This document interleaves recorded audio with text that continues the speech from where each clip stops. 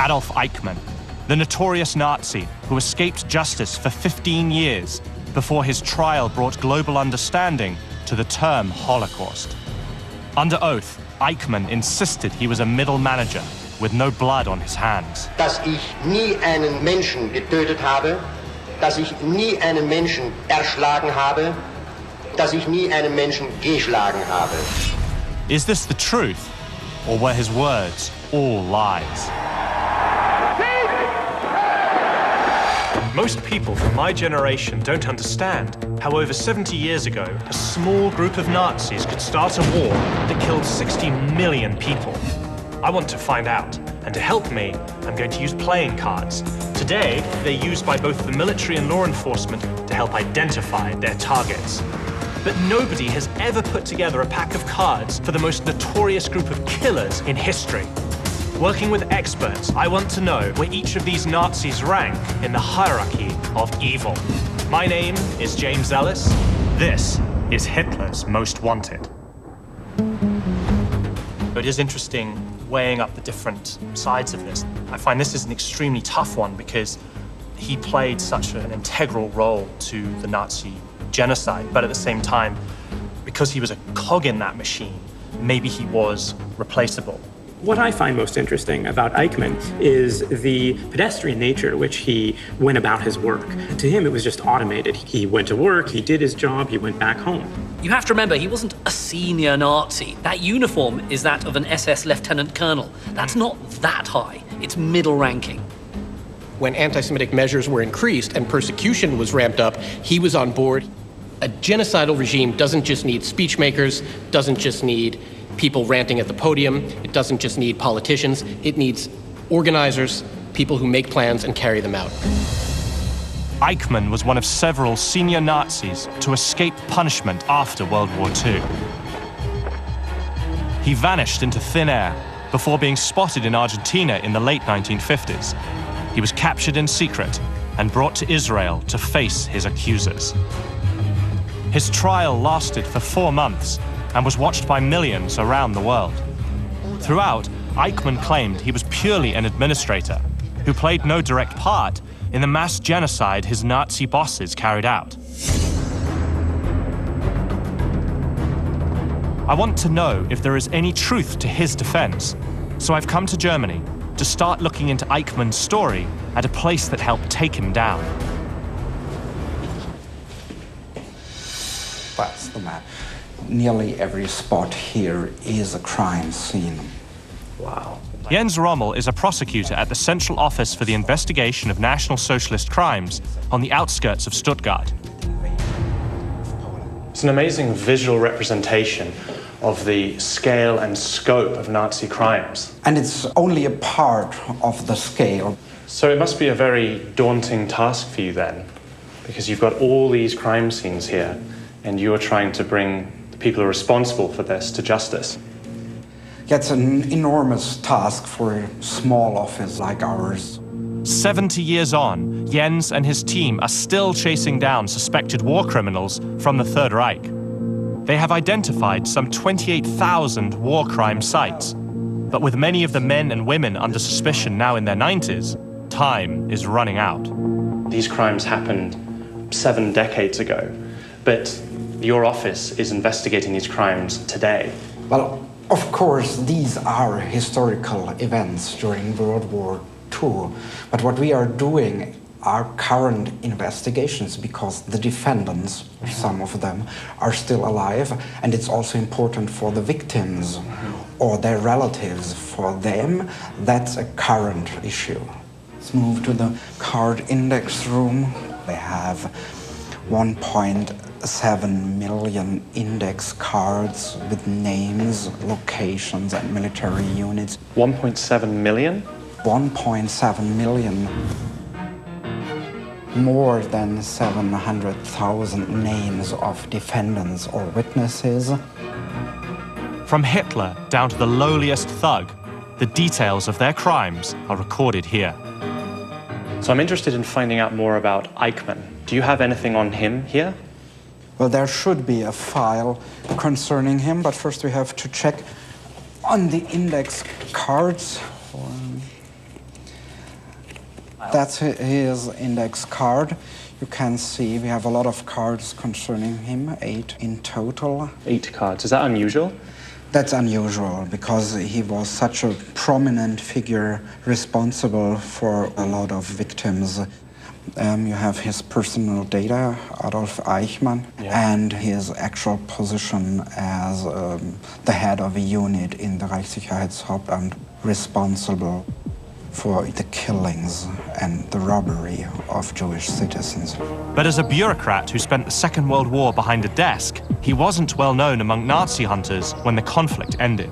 In post-war Germany, the process of denazification undertaken by the Allies quickly became a lower priority than preparing for the coming conflict with the Soviet Union. So there was little appetite in post-war Germany to find and prosecute war criminals, especially those who weren't at the very top of the regime.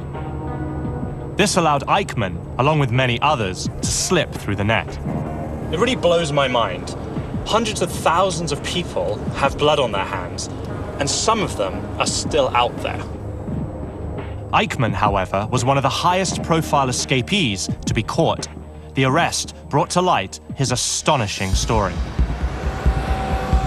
To find out more about how he got his start with Nazism, I'm heading 620 kilometers northeast to Germany's capital, Berlin. Historian Dr. Stephanie Fischer is taking me to where Eichmann's career under Adolf Hitler would flourish. He actually went to the same high school as Adolf Hitler, is that true? Yes. Really? Yeah, it seems to be kind of surprising for us, right? And we immediately start thinking, is there a connection? But it just doesn't seem that they met us. Yeah, it wasn't like it was a school notorious for, say, radicalizing people or anything like that. Not that we would know.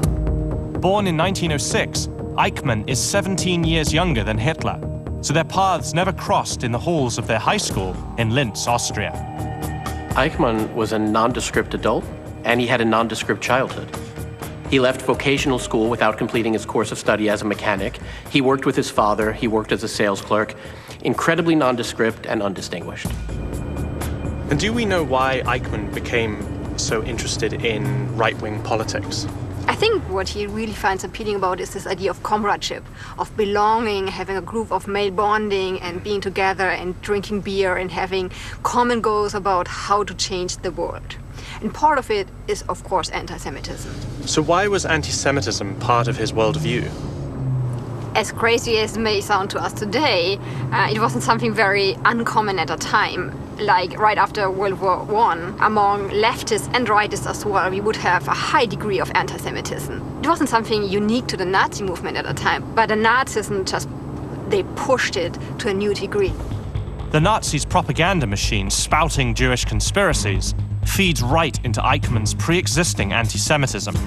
He joins the SS in 1932. In 1933, Eichmann was sent to Dachau for paramilitary training, and he wasn't very excited by it. He requested a transfer to the SD, the security service of the SS, and a transfer to Berlin. He was ambitious and he wanted to rise up in the party, but not through the military route.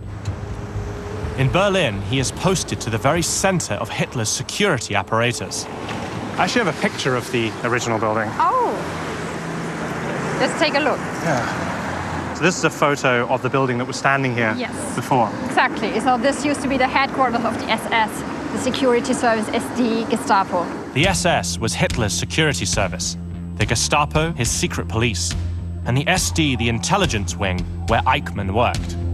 The SD is going to become one of the most powerful organizations in the Third Reich. It's there to gather every scrap of intelligence about every enemy. Now, those enemies don't just include foreign powers, they also include the other perceived enemies, such as Jews, communists, members of the church, Freemasons, you name it. Anybody Hitler doesn't like, they are a fair target for the SD. What were his responsibilities? He was very much involved in collecting data from Jews, but in particular in setting up emigration plans for how Jews should leave Germany. It's a major project. I mean, just think about it. This is where he proves to be a very good bureaucrat. The Nazis' first attempt at removing Jews from Germany involved racist, restrictive policies that pushed them to emigrate. Eichmann was given the task of coordinating this effort through the SD, and he dove headfirst into the job.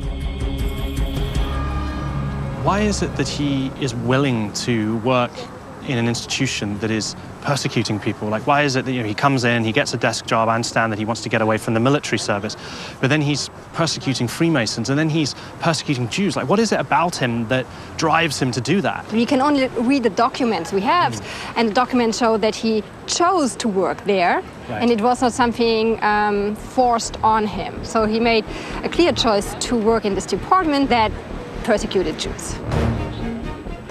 At his trial, Eichmann conceded that this was where he first honed his skills as an expert administrator, though remained adamant he was nothing more. Das waren meine inzwischen mir angelernten Fähigkeiten auf dem Gebiet des Auswanderungswesens. So konnte ich sehr wohl jene Zeit auf diesem Gebiet als Spezialist gelten. But the historical record proves there was much more to his story. In 1938, after Germany annexes Austria, Eichmann is posted to Vienna. He sets up the Central Office for Jewish Emigration and gets straight to work hounding the Jews in the country where he grew up. He was an expert in what we would call putting the squeeze on people. Eichmann took steps, especially in Vienna, to compel emigration, to make life for Jews so difficult and so unlivable, and to have the threat of terror hanging over them that they would have no choice but to find some way to flee the country. Eichmann dreams up financial scams to seize Jewish property and freeze their assets. In May 1938, he boasts to his colleagues, "I have them completely in my hands.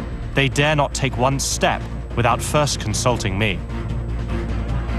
In just 1 year, Eichmann forces 100,000 Jews to leave Austria. It's an act no one should endure, not back then, nor today. Dass keiner freiwillig ihre Heimatland und wo man aufgewachsen ist und ihre Umgebung verlässt. I'm on a quest to figure out where Adolf Eichmann fits into Hitler's hierarchy of evil. I've come to Berlin, the city where Eichmann honed his skills overseeing the forced emigration of Jews from Europe. At his trial in 1961, Eichmann claimed he wasn't high enough in the chain of command to have any influence over what happened to them. Denn dazu war mein Dienstgrad zu klein und meine Dienststellung zu gering. But his success in pushing thousands of Jews out of Austria suggests otherwise. In fact, Eichmann and the Nazis were just getting started. Eichmann's role in the SD is to identify ways in which the Jews can be got rid of. What we're looking at is forced emigration, plunder of wealth and property. With Eichmann's help, from the mid-1930s onwards, Jews and other perceived enemies of the state were being persecuted to such a degree they had no choice but to leave their homelands, only to discover their situation became even worse. There was no place for Jewish refugees to go. Many countries' doors were closed to them. In one famous example, in May 1939, an ocean liner carrying some 900 Jewish refugees left Germany in search of a home. The St. Louis was denied entry to Cuba, the United States, and Canada, and forced to return to Europe. Over 250 passengers were later killed in concentration and death camps. I want to find out what fleeing that kind of tyranny feels like. Since the Second World War ended, Germany has become far more welcoming to refugees. How long have you lived in Germany? Ich bin seit mehr als 38 Jahren in Deutschland. And though I can't speak to those who were aboard the liner, I can speak to people who've endured similar torment. Ich bin ein Jahr nach iranischer Revolution. Hamid Novzari is the director of Berlin's Society for Iranian Refugees, a group that supports newly arrived asylum seekers. Die neue politische Machthaber im Iran und neue politische Lage war für mich unerträglich. Ich konnte nicht mehr aushalten und deshalb bin ich mal rausgekommen. After the revolution in 1979, Iran devolved into totalitarian rule. Persecution of political opponents and minority groups became government policy. Just as Adolf Eichmann used the terror apparatus to push Jews out, Iran's leader, Ayatollah Khomeini, intimidated his people into submission. Many were forced to abandon the country of their birth. Why do refugees come to Germany? What conditions are they fleeing?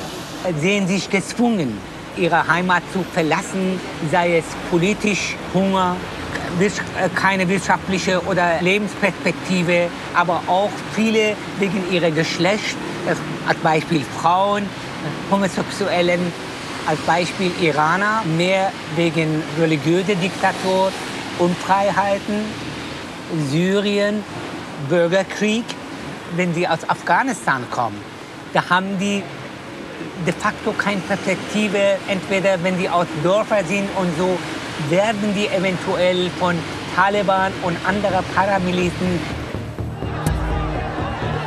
In 2015, more than 1 million refugees fleeing civil war, political persecution, and economic hardship flooded into Europe. In response, Germany opened its borders. How do you think Germany's history affects their attitude towards refugees?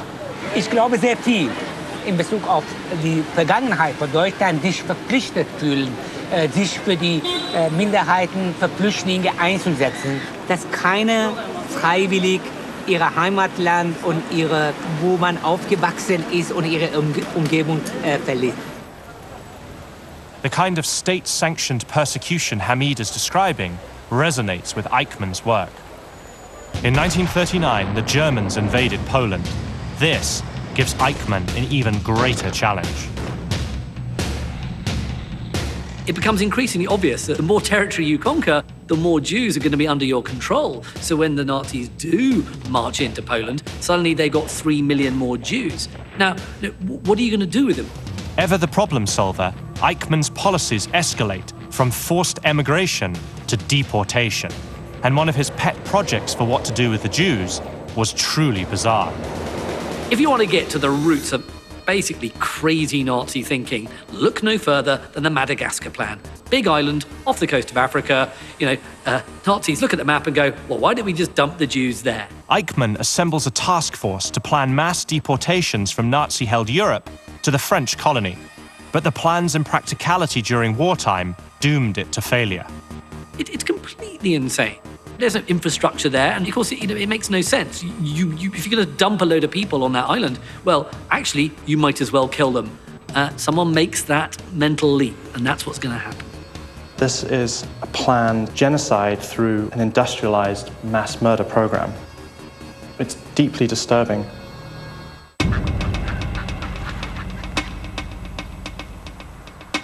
The next leg of my journey into Adolf Eichmann's story brings me to a villa in the leafy Berlin suburb of Wannsee. The setting is beautiful, yet the events that took place here over 75 years ago were anything but. So this really is a stunning property. Many people tell me that they are shocked by the contrast between the beauty of this place and the horrific history which we tell in our exhibition. Today, this former SS guest house is a memorial site for European Jews murdered in the Holocaust. Hans Christian Josch is the director. Now, this property is most notorious for a meeting that took place here in January 1942. Can you tell me what that meeting was for? The basic idea of the conference was to coordinate government offices on what the Nazis euphemistically called the Endlösung der Judenfrage, the final solution of the Jewish question. Undoubtedly, many conferences took place in the Third Reich throughout the war about how genocide was going to be enacted. The one that we know the most of, because the minutes of it were discovered, is the Wannsee Conference. This was a business meeting discussing, sales targets. What it looked like to an outsider. You had a map, you had numbers, and you had where those numbers were going to go. But of course, what all those numbers and maps represented was industrial slaughter.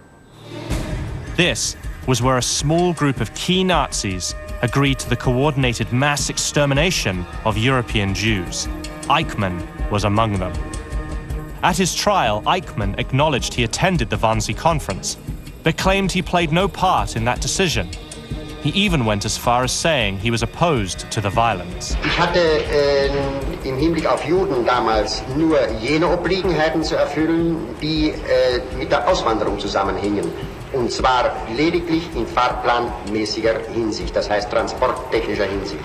Aber ich hatte an keine blutige Lösung gedacht und nicht an eine solche gewaltsame Lösung gedacht. Of all the claims he made in court, his fate hinged on this one more than any other. So what was Eichmann's role in the conference? Eichmann was the head of the desk for Jewish affairs in the Reichssicherheitsamt, in the Reich's main security office, and he was therefore in charge of transport. All of the deportations from Nazi-ruled Europe to concentration and death camps in the East were overseen by Adolf Eichmann.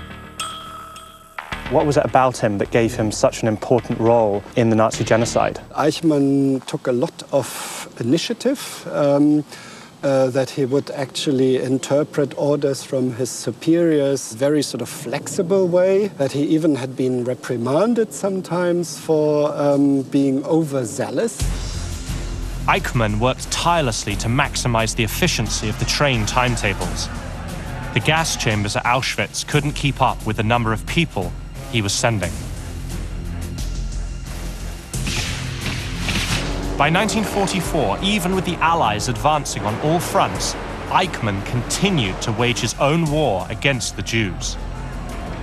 When the deportation of the Hungarian Jews started in spring 1944, he was actually overstepping Himmler's orders and sort of developed his own ambition in deporting as many Jews as possible. As the Third Reich begins to crumble, he forces thousands of Hungarian Jews to march to the camps. When Heinrich Himmler ordered a stop to the death marches, Eichmann disobeyed. Eichmann carried this out with great efficiency. He saw extermination as a task to be carried out, as a logistical problem. But we shouldn't forget, he saw it as a problem that he was happy to solve. He's an enforcer, he's an administrator, he is the man who makes the Holocaust happen. So it wasn't just a case that he was working in an office and overseeing or being involved in the genocide. It was something that he really was passionate about, that he saw it as his mission to try and eradicate the Jewish population of Europe. He wanted to kill as many Jews as possible. This was his war aim, basically. Inside is the evidence that tears apart Eichmann's defense. His own paper trail proves he was complicit in mass murder. It's really chilling to be actually looking at the documents, because Eichmann was the one that put these minutes together. It's a list of the number of Jews in Europe that the Nazis have identified.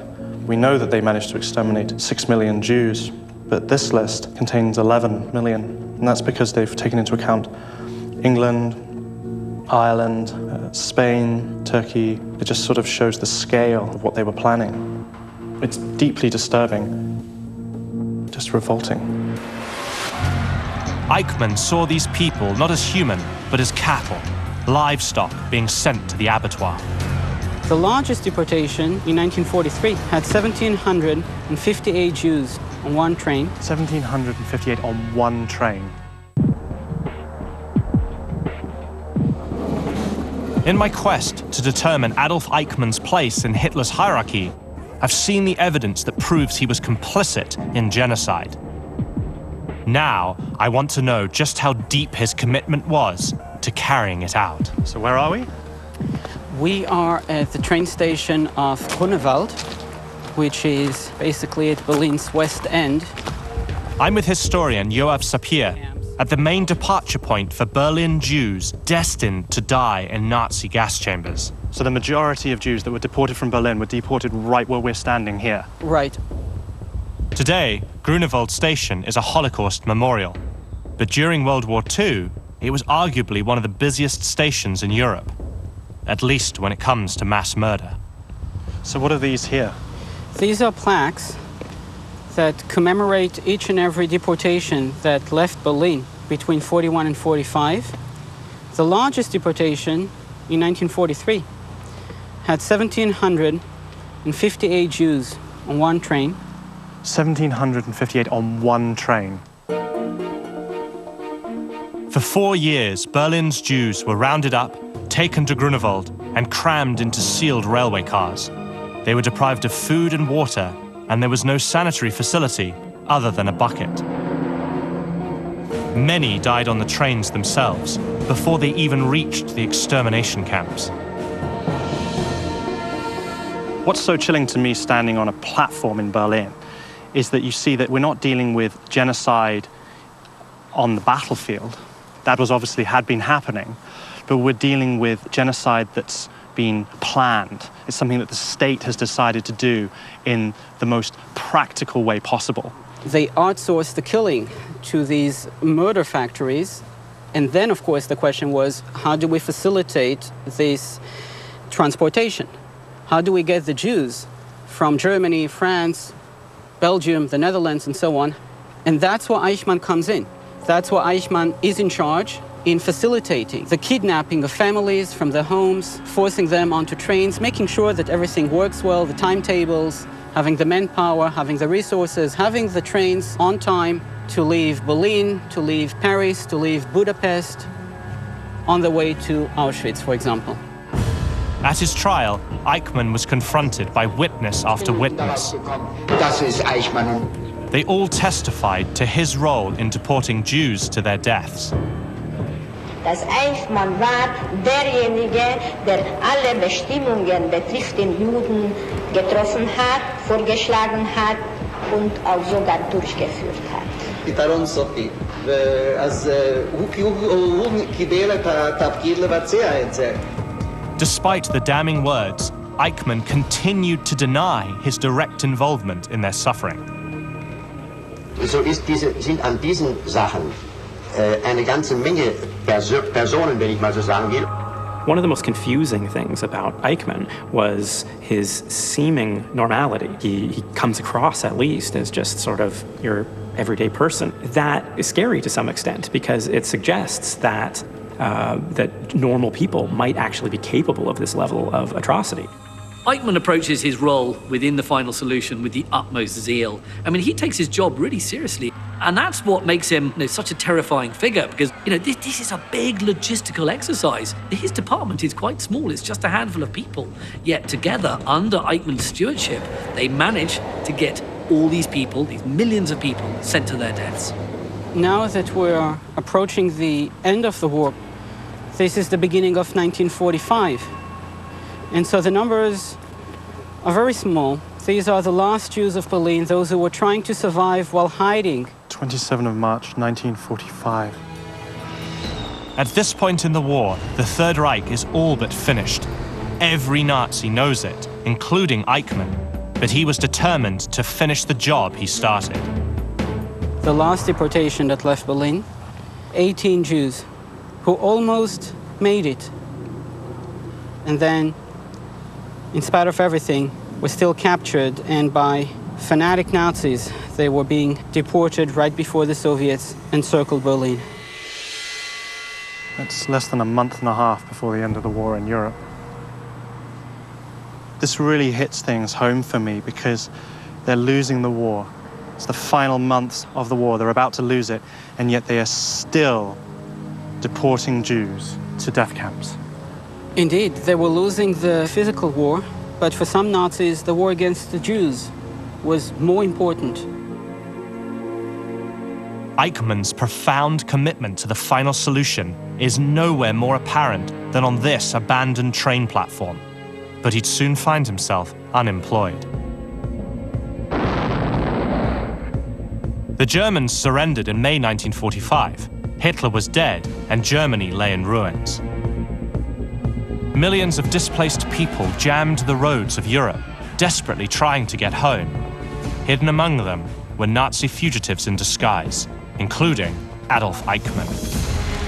After the defeat of Nazi Germany, Eichmann was actually briefly captured by the Americans, but he got away using a fake identity. For the final chapter in Eichmann's story, I'm turning to historian Tobias Freimüller. So we're in Spandau right now. Yes, this is the neighborhood of Spandau. He has the inside scoop on how Eichmann was finally brought to justice 15 years after the war ended. And it became clear that the man was not his uncle, but it was in fact Eichmann himself. I mean, that's just unbelievable. Adolf Eichmann was a war criminal who evaded justice for over a decade. He'd hoped to live out his days in Argentina, but his capture in May 1960 changed all that. For the final leg of my journey, I've met up with historian Tobias Freimüller to find out how Eichmann's arrest played out and the impact it had on our understanding of what the Nazis did. And this is actually the place where the synagogue was until it was destroyed in November 38. And what you see here is actually the names of the Jewish citizens of this neighborhood. So these are the names of people that were deported? Yes, exactly. When the war ends, Eichmann's name is not on the list of top Nazis that the Allies are trying to track down, is he? No, he's not. The Allies search for the top-ranking Nazis they know. His name is mentioned because it was clear from the very beginning that he was responsible for the deportations, but he was not seen as one of the leading figures who were brought before the court in the main Nuremberg trial. In Argentina, Eichmann lived under an alias, but his wife and children still carried his name. He spends, his days in Argentina drifting from menial job to menial job. He tries to make an Angora rabbit farm work. It doesn't work. He's working as a mechanic at a Mercedes-Benz factory. These aren't big jobs for a man who thinks, he deserves more. Eichmann coped with his lowly place in the world by bragging about his past to other fascists. He also gave extensive interviews to another former SS officer turned journalist. When he started giving these interviews in the 50s, the plan was to write a book and to publish a book where Eichmann would tell the truth about his history in the Third Reich, and he would publish it under his real name then. One second, in the 50s he was going to write a book and he was going to talk about what he did and publish it. I find that extraordinary. But I suppose if you're that fanatical and you genuinely believed what you did was right, I suppose something that sounds as crazy as that now, to him, sounded like the logical thing to do. Absolutely. He wanted to tell the truth from his point of view. But it would be Eichmann's twisted version of the truth, no one else's. And these memoirs were never published. So how was Eichmann ultimately apprehended? It was in '57 when Fritz Bauer received a letter. Fritz Bauer was the state prosecutor of the state of Hesse, and he was known as one of the very few people in the judiciary in West Germany who would really fight for the prosecution of Nazi crimes. So he received a letter from Buenos Aires. That letter was written by a Jew who'd escaped Nazi Germany in 1938. He'd just learned about his daughter's new boyfriend. This new boyfriend turned out to be Klaus Eichmann, and it became clear that the man who lived with Klaus was not his uncle, but it was, in fact, Eichmann himself. I mean, that's just unbelievable. Fritz Bauer passed the tip on to Mossad, the Israeli Secret Service. During a daring operation in May 1960, agents kidnapped Eichmann from a Buenos Aires suburb and smuggled him back to Israel to stand trial. It was a very, very special case. The trial in Jerusalem found a very huge echo in the media worldwide. It was the first trial at all who had such a focus on the Holocaust. Eichmann's trial was watched by millions. The horrors inflicted on the Jews by the Nazis shocked the world. Mein Bruder ist schon in Theresienstadt gestorben und meinen Sohn haben sie geführt nach Auschwitz. We walked for 24 hours without food, and those who could not carry on were shot.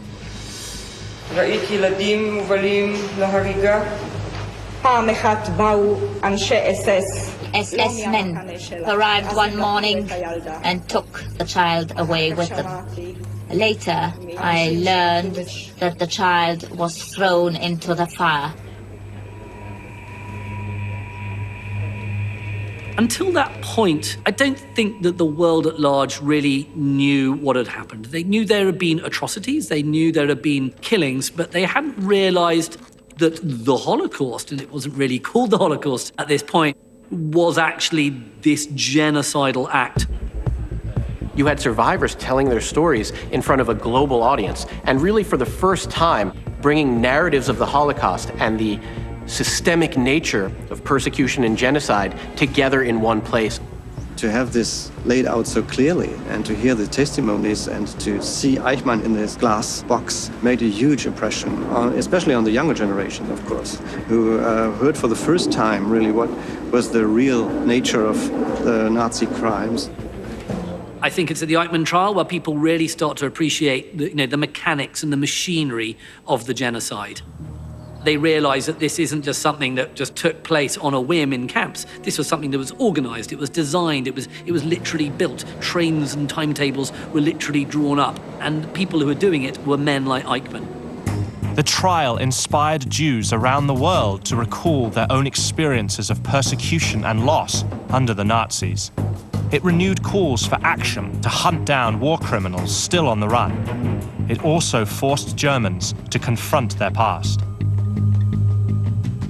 So the German society had to learn that responsibility was to be found everywhere, within every bureaucratic system, within every family, and every soldier who took part in the war in the East had seen and properly done terrible things.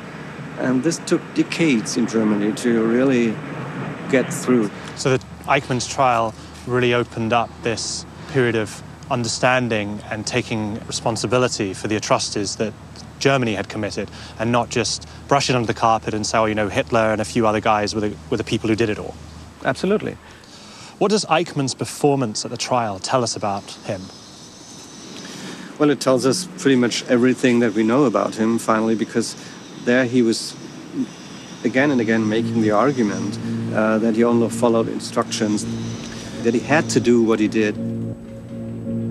Eichmann played a fictitious role at that trial. He made himself out to be the little man. He made himself out to be the cog in the machine. He made himself out to be just the type of bureaucrat that all governments and indeed all dictatorships need if they are to function. But everyone else in the courtroom saw right through him. We know that he was very convinced of what he did.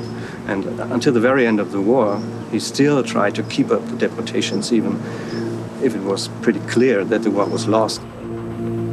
Eichmann was found guilty on all charges and sentenced to die.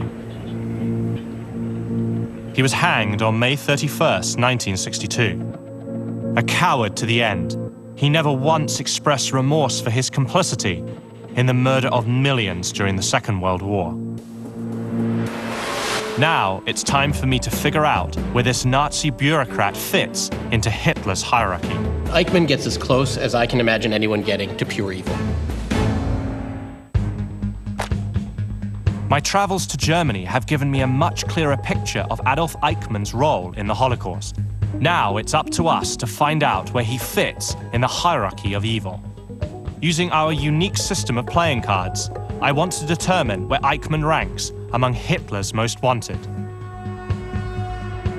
So what was it about his character and abilities that gave him such an important role in the Holocaust? You know what he was? He was good at logistics, he was good at organization, and he was good at following where those lines led to their most cruel and horrible conclusions without batting an eye. Well, I think the thing about Eichmann that I notice is how bureaucratic he was, how administrative he was. Or at least he tries to portray himself in that way, as a quite normal person just going about his business. And that was certainly how he portrayed himself in the dock in Jerusalem in the 1960s. Well, what you have to remember about Eichmann is that he was a Gestapo officer, and he had an enormous amount of power in determining the mechanics of the Holocaust. He's sometimes called the architect of the Holocaust. I think that maybe some other characters were actually deserve that epithet. But what he did do was he helped manage it, and he managed it very, very fervently. Eichmann's bureaucratic diligence wasn't just about following orders. To him, his job was everything, and he relished in the administration of terror. Eichmann was there right from the very beginning. He was up there, exploring the options whether all the Jews should be deported to Madagascar, and ultimately as to where they should be murdered. And when the Nazis escalated from persecution to mass murder, he went to great lengths to keep the mechanics of genocide running smoothly. The place that really struck me was Grunewald train station in Berlin, and this is where a large number of Berlin Jews were deported to the east to be murdered. And Eichmann was responsible for those deportations. But the thing that was most disturbing about that place was learning that those deportations were happening right up until the final weeks of the war. It was not incidental. They were diverting resources to it. And at the very end of the war, they ramped up the extermination in order to make sure there wouldn't be any witnesses. In Argentina, Eichmann cavorted with ex-Nazis and would-be Nazis and was quite proud of what he'd accomplished. He bragged about how many Jews he was able to deport to extermination. You're absolutely right. And he actually said once, I will jump into my grave laughing that I killed 6 million Jews. You know, this was not a man who was in any way ashamed of what he had done. So it's really frightening to grasp the fact that what he was doing, he believed was right. And he felt a conviction to the cause. It wasn't so much that he believed what he was doing was wrong and did it anyway, like a psychopath would. He truly believed that his behavior was justified. Now, that doesn't necessarily make his behavior any less evil, but it is, again, scary to think that somebody can undertake immoral behavior and actually feel justified to do so. Eichmann saw no moral quandary in the bureaucracy of genocide and his central role in it. That is what cements his place among Hitler's most hated disciples. So I'd like to come to a conclusion now of where you think he ranks in the Nazi hierarchy of evil. So Guy, we'll start with you. Well, I'm going to put him down in the late teens, which may seem a little bit surprising considering he's this kind of household name amongst Nazis. Why? Yes, his personality is revolting. His anti-Semitism is pure evil. What he did was pure evil. But I think there would have been a lot of people who could have done that job in the Third Reich. So therefore, he doesn't really qualify for something much higher. Anthony? I think we all agree that Eichmann wasn't the faceless cog he portrayed himself as. But Eichmann gets as close as I can imagine anyone getting to pure evil. He didn't do this for fame, for money. He did this because he believed it was the right thing to do. His skill at that means that he has to rank a little higher, so I'm going to rank him at number 10. I agree. I think he's necessary. I think his personality profile is required, and I think that his zeal demonstrates a pure evil. But I do, unfortunately, believe that evil, that position, is replaceable. I rate him at 12. So obviously the three of you have difference of opinion, but for me, I just can't get over the fact that he was responsible for the deaths of millions. I'm therefore going to agree with Matt's ranking, and he's at number 12. He's the queen of clubs. For his devotion to the logistics of the Holocaust and his unrelenting desire to deport all of Hungary's Jews to their deaths, Adolf Eichmann proves that even a bureaucrat can be responsible for great evil.